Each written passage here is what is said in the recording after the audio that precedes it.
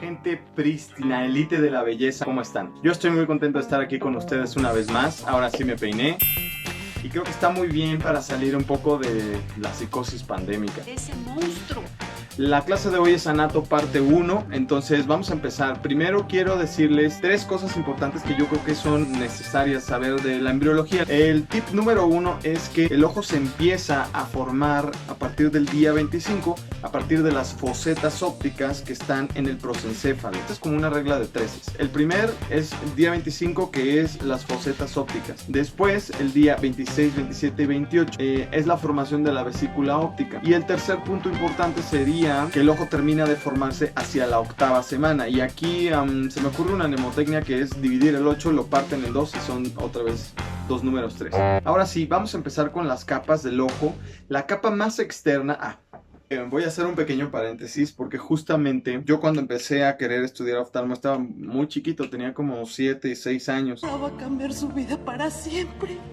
Y fue porque mi papá trabajaba en una farmacéutica, pero en aquel entonces pues le regalaban muchas cosas para los doctores. Y la verdad es que yo jugaba mucho con este tipo de modelitos. Pues están muy cool, están muy bien hechos. Y de ahí me empezó a nacer el gusto, entre otras cosas, ¿no? Nos vale. Entonces bueno, la capa más superficial es la esclerótica. Esta blanca. Aquí lo ejemplifican muy bien porque una de sus funciones importantes es que es el sitio de inserción de los músculos extraoculares. Esto sería el recto superior, el lateral, o la inserción del oblicuo superior y el recto inferior, ¿right? La esclera, topográficamente, tiene varios sitios de importancia. Uno de esos son los músculos extraoculares y a este mismo nivel, que sería el ecuador, es la salida de las venas vorticosas, que son generalmente de 4 a 7 y son el drenaje del interior del ojo. La esclerótica, si se fijan, se continúa aquí sobre el nervio óptico. Esto es importante porque a este nivel lo que podemos observar es que tenemos la salida de las fibras nerviosas. O sea, se continuaría con la dura madre hacia el cerebro e interiormente se perforaría formando la lámina cribosa, que en algunas exploraciones de fondo de ojo incluso la podemos llegar a ver. Posteriormente está la capa media del ojo. Aquí la pusieron en un color muy ad hoc, rosita, y si se fijan se continúa hacia adelante. Igual como la capa más externa no solo es la esclera, de hecho me faltó decirles ahí una cosa, sería la capa esclerocorneal. Entonces la más externa incluye la córnea, la intermedia también tiene una parte anterior y posterior. Esta porción, este es el iris que se continúa con el cuerpo ciliar de este lado, que si se fijan tiene dos porciones, tiene una lisita aquí y tiene una que tiene muchos pliegues. Luego aquí termina justamente en la hora serrata, donde inicia la retina, que es la capa amarillita que vemos aquí. La retina, si se fijan, nada más tiene una parte posterior. Ahora, vamos a empezar a dividir cada una de las capas. La esclera es una capa que da soporte, que da protección, es muy fibrosa y se divide en dos. La primera parte y la más superficial, que es la epiesclera. La epiesclera está muy vascularizada, claro, es diferente al estroma, que tiene mucho menos vascularización. Hacia lo más profundo y dividiendo la unión de la esclera con la coroides vamos a tener la lámina fusca. Sería un sitio de límite, ¿no?, entre la esclera y la coroides, que es la capa que sigue. Ahora, vamos a regresarnos hacia anterior. Hacia anterior vamos a tener la córnea y tiene 5 capas. Y aquí sí me gusta mucho la mnemotecnia que manejan en los CTOs, porque ahí te dicen es A, B, C, D, E. Entonces, la A es de arriba el epitelio, A de epi, arriba. La B es de Baumann, que no es una membrana basal verdadera. Y obvio no. Realmente es una capa de Baumann. Luego está C de central, D de Descemet y... puse mal mis dedos. La última sería el endotelio. Es el límite anatómico de la cámara anterior. Cada una tiene diversas características que lo hacen importante a cada capa. O sea, el epitelio tiene varios estratos celulares que se ponen en contacto con la capa de Baumann, que es una modificación del estroma anterior. Posteriormente el estroma. El estroma es la capa más gruesa. Es prácticamente el 90% del grosor de la córnea. Después sigue la membrana de Descemet. Realmente es la membrana basal del endotelio, y esto es súper importante porque el endotelio es una monocapa, o sea, solo es una. A todo mundo le encanta, bueno, me incluyo, las células en el endotelio son hexagonales y esto determina qué tan saludable está el endotelio. Si las células están todas polimorfas ahí, todas dismórficas, eso significa que es un endotelio enfermo. Del limbo solo vamos a mencionar rápidamente los componentes que se encuentran ahí. Entonces aquí pues macroscópicamente ya vemos cómo hay una unión del estroma esclerocorneal. A este nivel nivel también tenemos un componente importante de la cápsula de Tenon, que es una hamaca de suspensión de todo el ojo para que pueda realizar sus funciones de movimiento. Y precisamente esta es la parte en la que termina, en el limbo. Obviamente a este nivel también vamos a tener epiesclera y ya, o sea, haciendo referencia a esta parte un poquito más interna, si se fijan, o sea, por dentro vamos a tener el ángulo iridocorneal y a este nivel del limbo vamos a tener parte del aparato de filtración. Y ahora sí, vamos a hablar del ángulo. El ángulo siempre me acuerdo mucho de una doctora que me dio chance cuando yo era todo semestroso de ir a rotar con ella. Y ella tenía una mnemotecnia muy buena que era STER. La S es de la línea de Schwalbe, que es donde termina Descemet. La T es de trabéculo, la E es de espolón y la R de raíz del iris o banda de cuerpo ciliar. Fíjense esta ilustración. Para mí la verdad es que el ángulo es una de las estructuras más bonitas de todo el cuerpo. Están bien bonitos. Cuando estaba en mi depresión de inicio de residencia y veía el ángulo, sentía que era como la orilla de una playa en la que no volvería a estar en mucho tiempo. Es una historia muy triste, mi amor. Ahora vamos a empezar a hablar de la uvea. Se divide en anterior y posterior. La uvea anterior precisamente es el iris y el cuerpo ciliar y la posterior es la coroides. El iris lo vamos a dividir en estroma laxo, en músculos y en epitelios. De los músculos es importante destacar que hay músculo radial y músculo circunferencial y aquí es muy fácil entender qué hace cada uno. Imagínense que tienen fibras aquí que tienen esta disposición circular, entonces cuando se aprieten van a ser las veces de un esfínter, van a cerrar, van a hacer miosis. Y cuando se jalan, por ejemplo aquí se ven muy bien ilustradas, tirrin, tirrin, tirrin. Cuando esto jala, que son las radiales, como el radio de un círculo, lo que van a hacer es midriasis. La mnemotecnia aquí es que la midriasis es cuando los ojos se ven vidriosos, como los del gatito del gato con botas. Otra mnemotecnia muy útil que tenemos es una cosa que decía un maestro de la prepa, que para que te acordaras cuál era el sistema simpático, contaba una historia de un toro que era muy simpático, que tú estabas en una pradera muy relajado y que cuando llegaba el toro simpático se activaba tu sistema adrenérgico. Es una pésima historia, pero nunca se me olvidó y entonces ahora ya sé que todo lo que tiene que ver con lo adrenérgico es lo simpático, tus pupilas dilatadas, entonces ya si te acuerdas que lo simpático es midriático, o sea, por añadidura parasimpático pues es miótico. Y los epitelios del iris, que son anterior y posterior, de los cuales posterior es con P de pigmento, porque ahí está el pigmento y de ahí migra el pigmento para determinar la coloración de los ojos. Acuérdense que el color de los ojos no es nada más que el estroma si está pintado y el pigmento es como si le hiciéramos así con un polvito.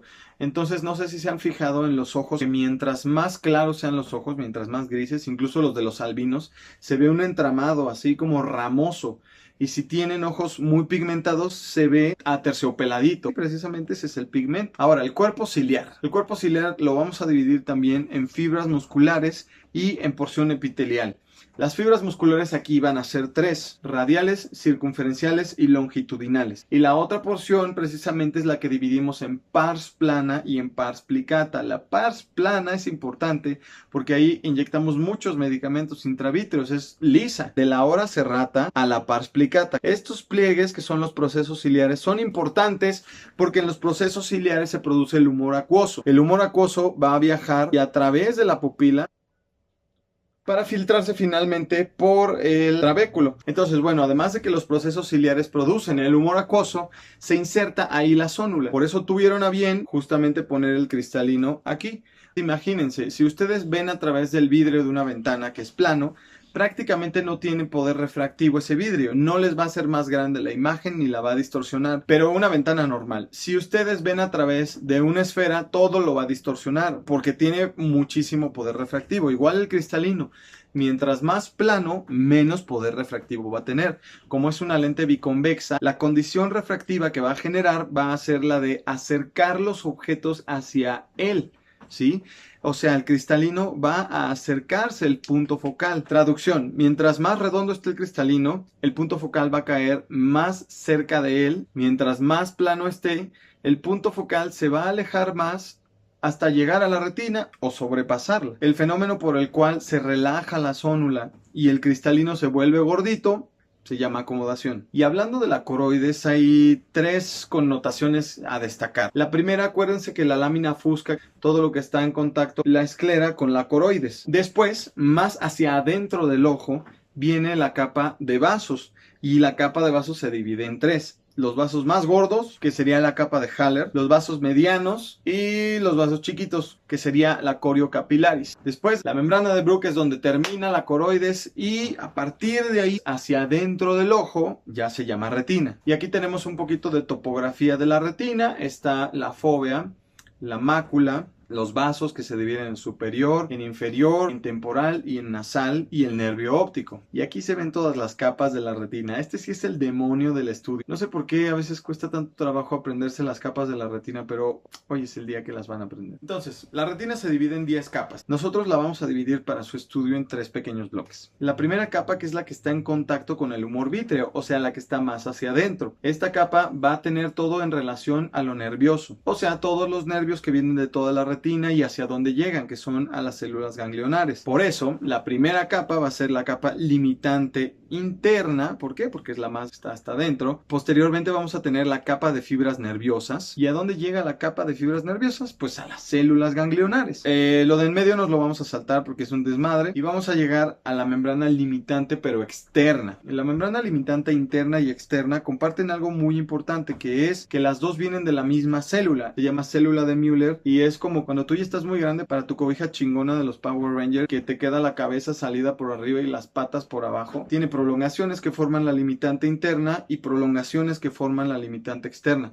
Pero es importante porque pasando la limitante externa todavía hay retina. ¿Y qué hay ahí? Pues nada más y nada menos que los cuerpos celulares de los fotorreceptores. Después de los cuerpos celulares de los fotorreceptores, hagan de cuenta que es como, no sé si ubican esta especie como de espumita en la que las mamás ponen como flores artificiales, que se llama oasis. A mí siempre se me ha imaginado el EPR, que es como el oasis, donde encajas esas florecitas que son como los conos y los bastones. Los conos y los bastones son los cuerpos celulares de los fotorreceptores. Y bueno, esa parte la verdad es que es muy fácil. ¿Cuál es el límite interno? Pues la limitante interna. Y después, que sigue la capa de fibras nerviosas, que trata de la información del resto de la retina y que tiene que llegar a algún lugar. ¿Qué lugar es ese? Pues las células ganglionares. Luego sigue un desmadre, y luego sigue otra vez otra limitante, que es la limitante externa. Después de la limitante externa siguen los cuerpos de los fotorreceptores y luego el EPR. O sea, una limitante, dos capas, una limitante, dos capas. El relajito está aquí, y tampoco es tan difícil de entender. ¿Por qué? Porque tenemos dos pares de capas. Las capas internas y las capas externas. ¿Cuáles son las internas? Pues las que están del lado de la limitante interna.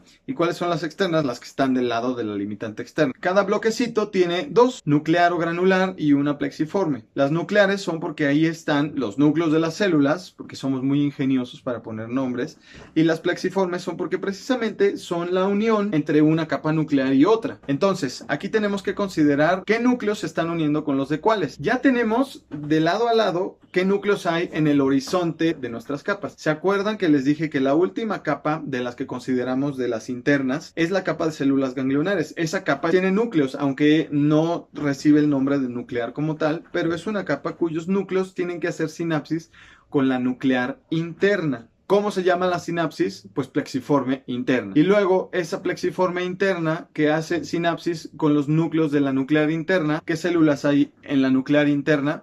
Realmente la capa nuclear interna es la que sí es un desmadre. Hay amácrinas bipolares, horizontales, hay unas células de la nuclear interna, más célula de Müller. Entonces, siempre que les pregunten algo que no sea células ganglionares, fotorreceptores, seguro que le van a atinar si ponen nuclear interna. Esta nuclear interna también tiene que hacer una sinapsis con la, evidentemente, nuclear externa. Entonces, eso se va a llamar la plexiforme externa. ¿Y qué núcleos son los de la nuclear externa? Los núcleos de los fotorreceptores. Ya no hay pretexto. A partir de hoy se sabe en la retina y no se les va a olvidar nunca. Ay, sí. Y bueno, con esto terminamos. Si no han visto mi último video, está muy cool. Está avalado por todo el gremio de fabulosos médicos que son mis amigos. Tuvo un exitazo, entonces métanse. Es un reto diagnóstico mientras hago un dibujo. Voy a subir más. Obviamente no todos podemos andar haciendo rifas de aviones presidenciales, pero Pues consigue uno. voy a ver qué les puedo conseguir que esté bueno, que sea útil. Y nada, vamos a hacer los retos. Y aprovechando este espacio, solo quiero dar a todos mis amigos y a toda la gente de la comunidad que ha apoyado, que me han puesto comentarios, que les gustan los videos. De todo corazón, muchísimas gracias por ayudarme a crecer. Y pues nada, agradecerles, simplemente es una pequeña muestra del cariño infinito que les tengo. Entonces cuídense mucho, quédense en casita. Chao.